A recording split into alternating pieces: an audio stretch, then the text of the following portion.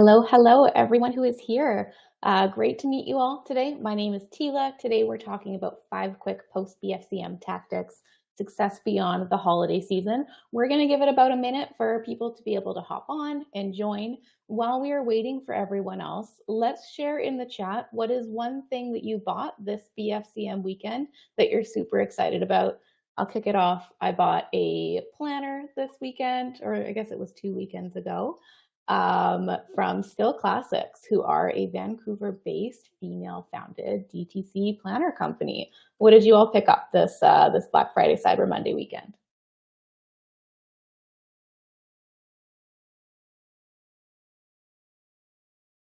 Hey, hello, everyone who is joining. We are just waiting for everyone who's registered to hop on. So about another minute. If you want to share in the chat, one thing that you picked up this Black Friday, Cyber Monday that you were very excited about.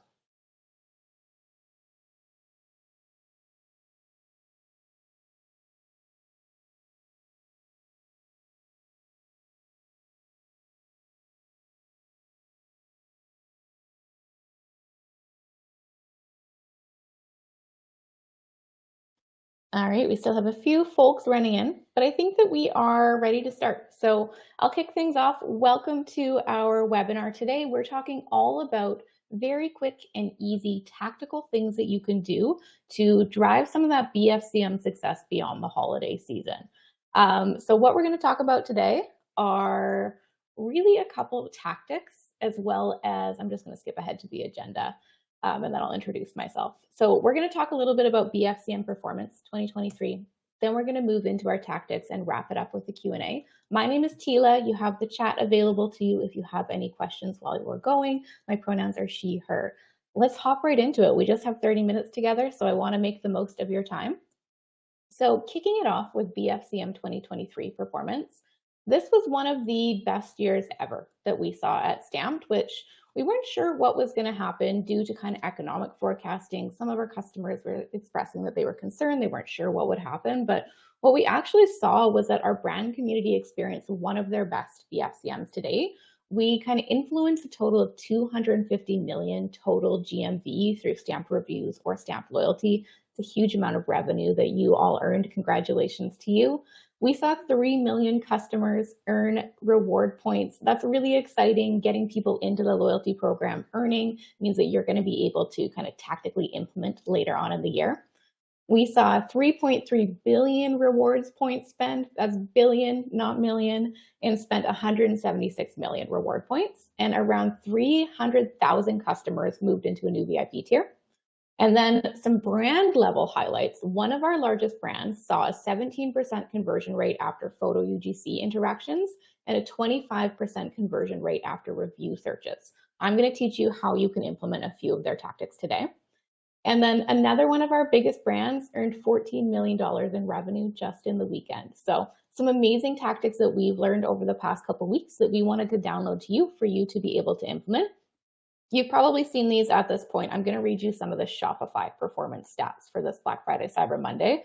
I thought they were really interesting. So peak sales was at 12:01 p.m. ET on Black Friday itself, which I wasn't expecting. I thought it would kind of trickle throughout the weekend, but really that noon on the Friday where the sales started is when we saw the most sales come in.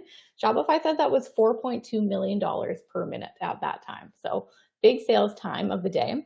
Over 61 million global consumers purchased from Shopify-powered brands, and the average order value was $107. And then over 55,000 brands had their highest selling day ever. If you are on this call, I hope that you also had a really amazing Black Friday, Cyber Monday too. I'm going to share a link here in the chat to our blog post so you can reference some of these. And then I did say that I was going to share tactics. The blog post also has the tactics. So if you want to refer to it afterwards, available for you there. Some other really interesting statistics that we noticed were discounting strategies. The discount rate is generally meaningfully up year over year. So brands in 2023 had an average of 20.4% off compared to in 2022 when they were offering 14.8% off. Kind of speaks to the competitive marketplace, how large the Black Friday Cyber Monday is becoming, and that to stand out, increased discounting strategies are one of the ways that people are kind of making that happen. And as expected, Any brand that is in the US had a higher discount rate compared to kind of APAC markets or European markets that are less BFCM centric. So, why are we here today? It's because our mission at Stamped is helping you to convert your heavily discounted first time purchasers and turn them into a higher LTV customer. If you gave 20% off those first sales and had that 107 and it should have been more like 130 as your first AOV, let's hop into some tactics to really maintain that momentum with those customers using both conversion rate optimizers on your PDPs and your loyalty program. So, hopping in, we'll go right into tactic number 1, which is all about using your reviews more strategically to influence buyers who are visiting your site again. If you're here, you understand the value of reviews. They are a proof point, they're social trust. Most importantly, where we're seeing them become more impactful is when people consider them as conversion drivers on their website. So one of the largest trends that we noticed this BFCM was that brands who had searchable reviews and were using things like custom forms or topic filters saw better conversion rates than those with static reviews. So one of our brands noticed a trend. Their average conversion PDP rate was 2.4%, but during BFCM, it actually bumped up to 25% for customers who searched through reviews or toggled into photo reviews. And you're about to see a huge influx of reviews come in. If you had 3 times the sales during Black Friday, hopefully you're going to get 3 times the reviews over the next couple weeks. Let's go over how you can optimize them and really what searchable reviews and topic filters means. So at the top of reviews, there's the ability to search through them. And customers are often looking for things that are kind of creating a sub profile for them. So imagine a hair care brand. This is an example from Georgie Main. They're one of our customers. And they see searches that are related to hair type. So short hair, curly hair, sensitive scalp. If you can think about or look at what those searches are on your website, so go through Stamp, look at your recent searches via your reviews, then you can use this to actually evaluate your PDP imagery and the way that you're displaying your products on site and in social. If what you're finding is that everyone who interacts with reviews is actually searching short hair and all of your marketing photos have someone using the product on long hair, maybe you need to actually run a product campaign to run something for short hair specifically. It can help you to improve that product level imagery. And then the other thing that you can keep in mind too is how you're using your searches to revise kind of other channels too. So one of our customers is an apparel brand that sells clothing for cold weather. I'm up in Canada personally. I need a lot of clothing for cold weather. And when I search through that, I'm looking for things like warmth, waterproof, wind protection. And what I would like to have happen is that in the custom forms or the topic filters area, I can actually filter reviews for that without having to search. So that's a tactic that you can implement. Look through your search terms.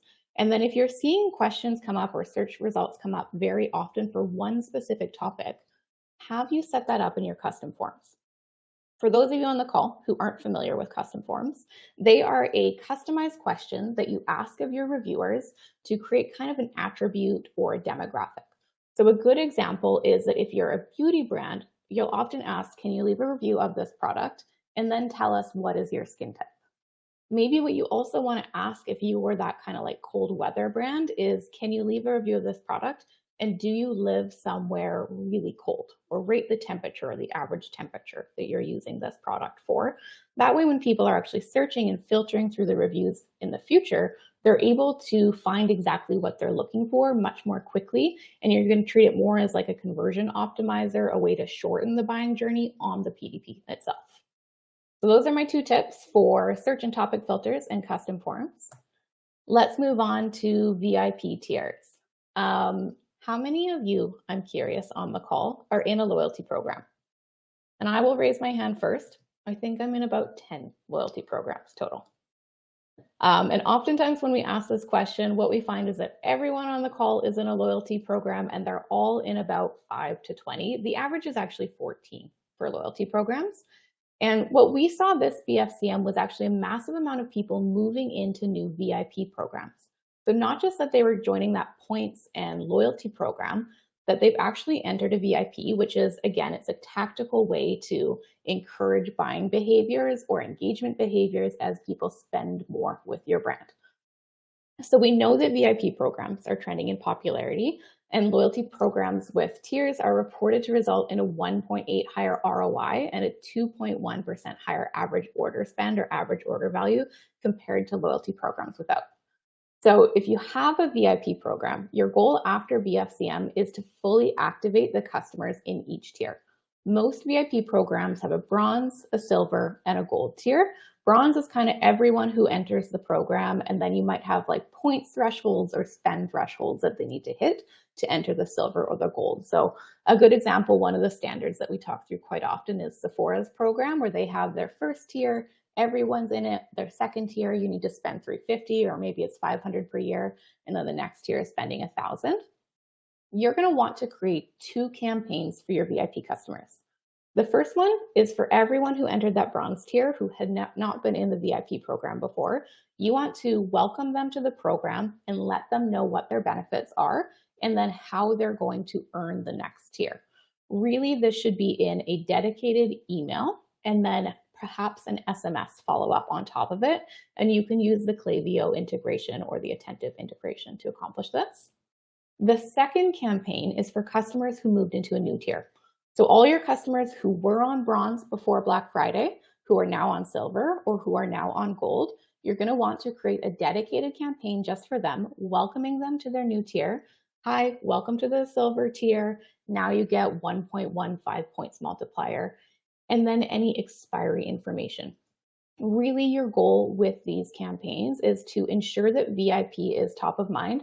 Remember, we said that people are in 14 VIP programs or loyalty programs on average. You got to keep it refreshing for them. They need to know what to do, and you have to keep it top of mind for them.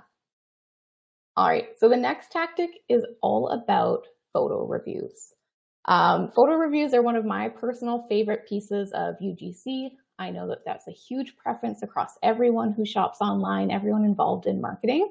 And we really proved a theory this Black Friday.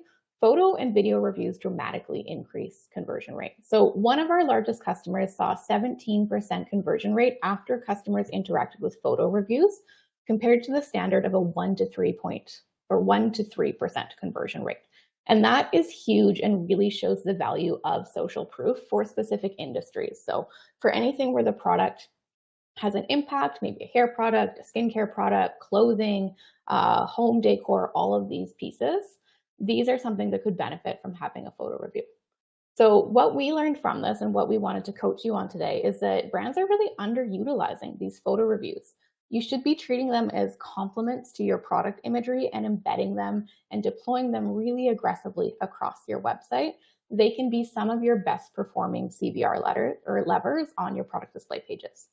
So if you're already collecting UGC, these are 3 tips that I want you to keep in mind. First, add your photo review widget above the fold on your PDPs. Right now, if you look at your PDPs, go audit your top performing products.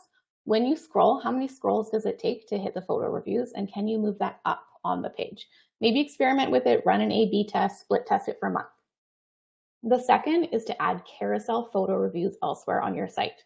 I see this perform really well when it's on the home page below the scroll. So you're going to have your main product imagery, assumedly your campaign, then maybe you have your photo reviews and your testimonials, and then all of your buying channels as well. The final tactic is to add a dedicated landing page for photo reviews. It could be using something like we have an Instagram integration where you can have your Instagram carousel. You could set up a dedicated landing page where you're just constantly refreshing photo reviews and people can go view it. It can be an interesting way to kind of run a strategy from social paid channels and then maybe pushing to a pre-sale page that primarily leans on photo reviews and then into a PDP. My tactic for you, if you are not collecting photo reviews, is to start collecting them. This is available on every stamped paid plan. All right, next tip is re-engagement campaigns. This BFCM, we saw a huge amount of new buyers come in. And one of the tactics that you're going to want to consider is how can you use loyalty to strategically re-engage those first-time purchasers? This is where we start to really meaningfully bring down that LTV. So bring down the cost of acquisition and then increase customer retention. The first one is obviously to have a loyalty program. It is your best way to strategically incentivize not just purchases, but also engagement. And so when we think about re-engagement, we're not just thinking that they're making a second purchase. We're also thinking, Are they following us on social? Are they subscribing to our newsletter? Are they participating in our brand community?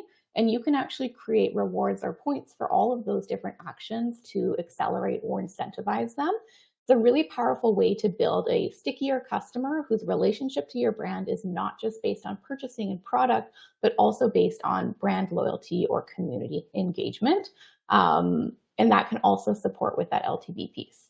And so, some of the tactics that our customers are going to use to maintain LTV post BFCM is to plan your email and SMS re-engagement campaigns for quieter times. So a lot of people report that they see fewer sales kind of between that period of like December 20th to mid-January, where folks are traditionally offline. Maybe they're done their holiday purchasing.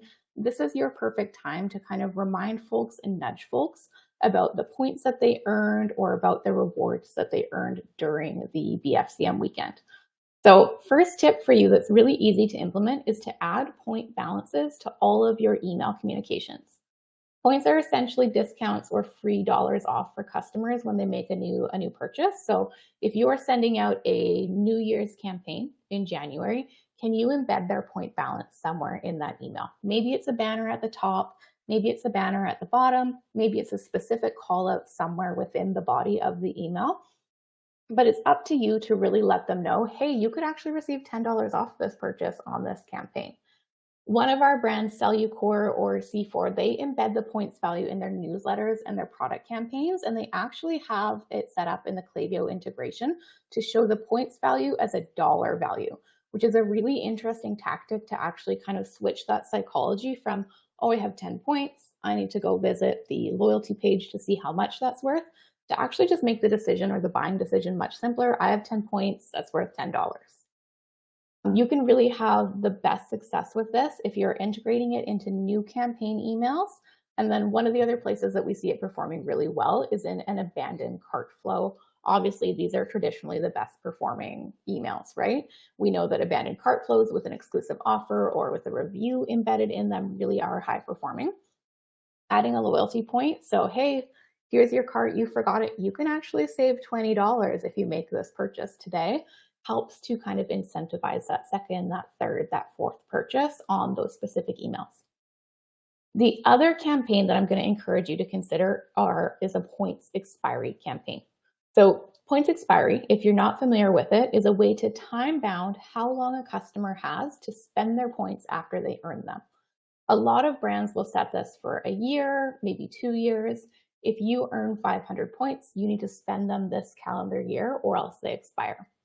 You're going to want to notify people of this. So let people know after Black Friday, all of those who just entered the loyalty program, hey, there actually is a points expiry. You have 8 months to spend it. And then as you start approaching that date, send regular reminders to folks. Hey, you have 4 months left to spend it. Here's a personalized recommendation based on what we've seen in your buying behavior.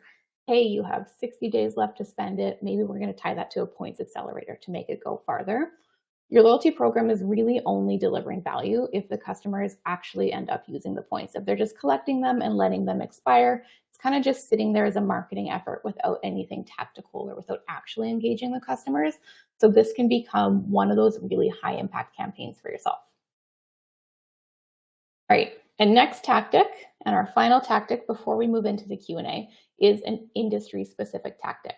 We see 5% of our customers with more sales in January and February than during the BFCM weekend.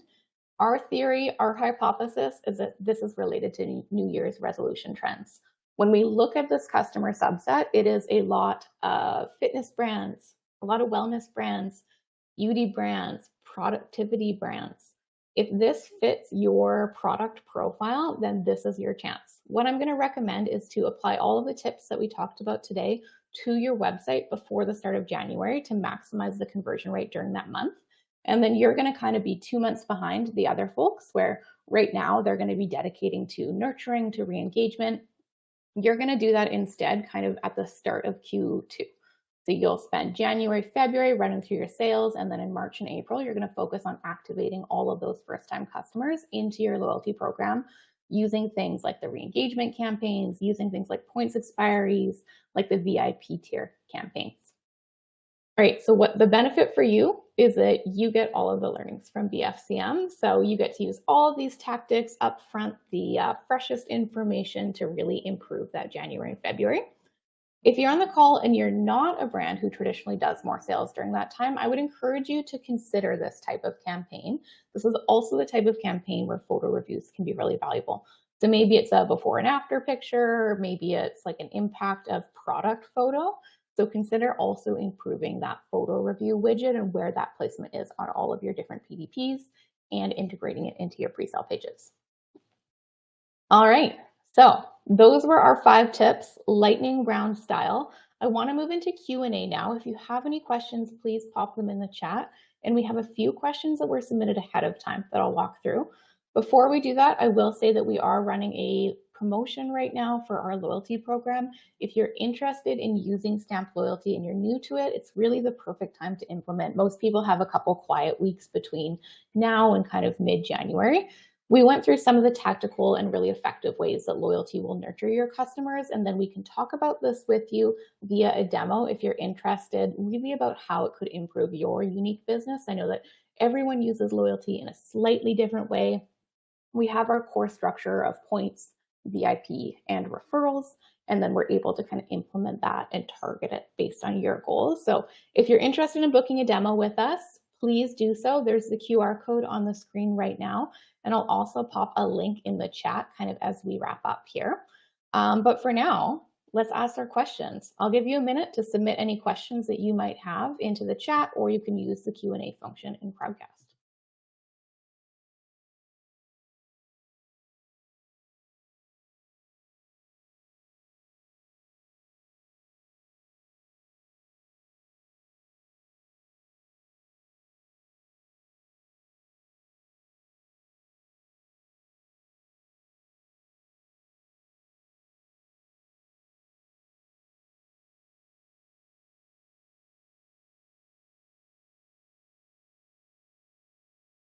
All right, so while you all are submitting questions, I'm going to review the ones that were submitted ahead of time. The first question, I love it, how to generate more UGC in fun ways that isn't spammy. And so one of the best tactics for this is to incentivize photo and video reviews. If you offer points in exchange for a photo review and even more points in exchange for a video review, customers are more likely to complete those. So that's a really strong way of tying your reviews, your UGC, and your loyalty program into one holistic strategy. The other tool that we see a lot of people using with great success is called Gatsby. If you're not familiar with it, Stamp integrates with Gatsby directly. And Gatsby is kind of an influencer marketing, influencer affiliate marketing kind of UGC generation tool. And you can actually integrate it with Stamp to give loyalty points in exchange for UGC. All right, the second question was, I'm hoping there's a way to tie rewards in store and online together. And this is available for Shopify only. So I'm going to give you the help doc about how the Stamped and Shopify POS integration works. I'm popping this into the chat for anyone who might need it. You can refer to it later. I just got a message that the view on the screen is black right now. Can others see my screen? Do you mind adding in the chat if you can see this?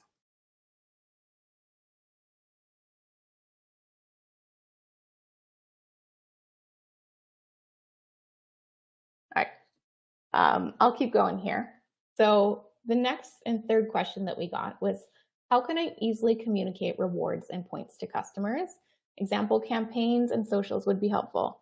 Oh, Maggie and Noah both said just your face. Okay. Well, we'll stop sharing then. We'll just talk through it. You'll just see more of my face while we're talking. So how to easily communicate rewards and points to customers. Example campaigns, email, social would be helpful. We went through a few of those key campaigns today. What I would say is that Stamped comes with the basics for communicating your loyalty program and your reviews program. So you can send review requests, you can send thank yous for review requests. We have loyalty program emails and notifications that you can send out to customers. Where you're going to find a little bit more customization and the ability to develop really unique campaigns is via integration. So the Stamped and Klaviyo integration and the Stamped and Attentive integration are really strongly used, and you're able to use different events from Stamped to trigger different campaigns. So For example, one that is really commonly used is a attentive SMS that is sent when a customer earns loyalty points. So that you can just automate and turn into a ongoing or recurring campaign. The other one that we talked about was that stamped and Klaviyo integration, where you can include points balances in your other campaigns. So any type of promotional offer, any type of discount, that's where you can do that. And then remember, we talked about those VIP tier specific campaigns. You can do those via the integrations as well. I'll make sure that we put in the help docs and the follow up, or we put the help docs into the follow up so that you can set those up and configure exactly. Awesome.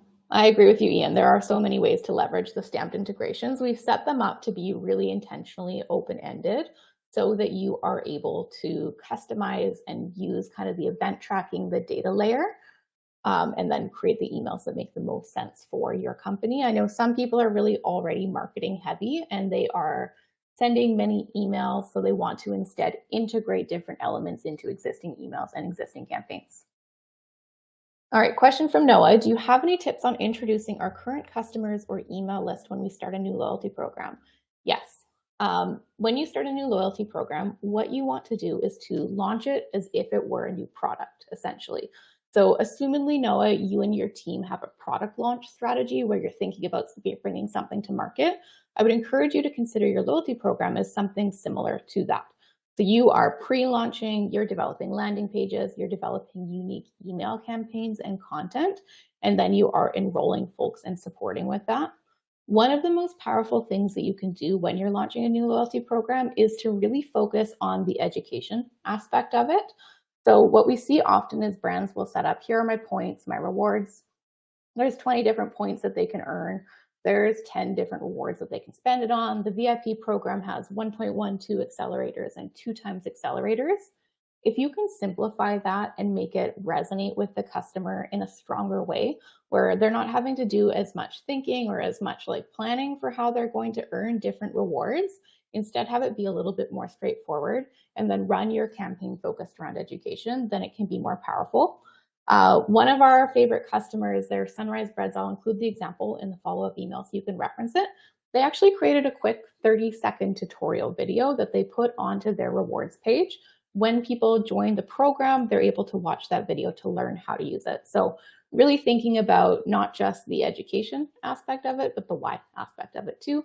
And then how are people learning how to set that up? And if you have specific ideas or you want support, you can reach out to us, Noah. We're happy to coach you on this and share a little bit more about what we know. Another question that we had submitted was low-hanging fruit. There's really 3 things that I think are key low-hanging fruit that we learned about this kind of Black Friday. The first is the searchable reviews and the custom forms. What we see for people using reviews is that they set up those custom forms at the time that they start using Stamped, and then they kind of leave it for the remainder of their life cycle. So they're not going back in, they're not checking, are my topic filters making sense still? Does this apply to all my products? Can I be more specific, or do people want to know different things? And they're not using it as a way to kind of inform their messaging or their language development. So that's one of the quick wins, is to go through and look at your search results and to really think about, should I be changing my product messaging to better match what people want to know about the product? Is there a gap in my education, on my PDPs, or in my social campaigns that people feel like they have to search for to make that final buying decision? The second piece of low-hanging fruit are photo reviews. We talked through that. They have a huge impact.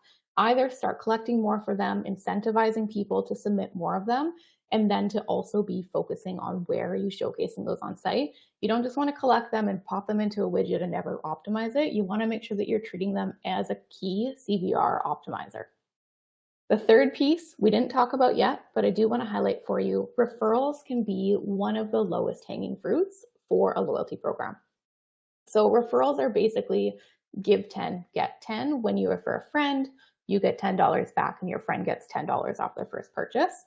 It's a really easy way to kind of launch a loyalty program, and where we'll see a lot of people start is with referrals, because it doesn't require a huge lift in terms of launching that or building on a ton of custom assets. People understand referrals, and because it has direct benefits to both parties, we often see that they're more inclined to participate. So that's one to consider too if you're not using referrals yet, to consider how could I launch this and then run a campaign for it. All right. Any other questions before we wrap up today?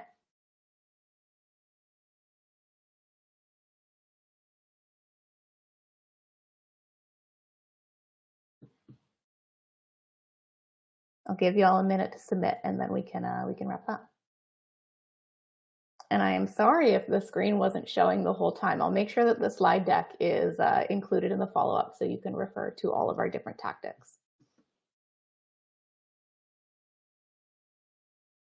All right. Well, if that is it, I just want to thank you all so much for spending 30 minutes to get really tactical and strategic with me today. Thank you as well for your interest in reviews and in loyalty. I hope that this information was valuable to you as you consider your planning for the remainder of December and then your January and February focus area. Really appreciate you taking the time out of your day. Everyone have a fantastic day and look for the follow-up email in your inboxes later this afternoon. Take care, everyone.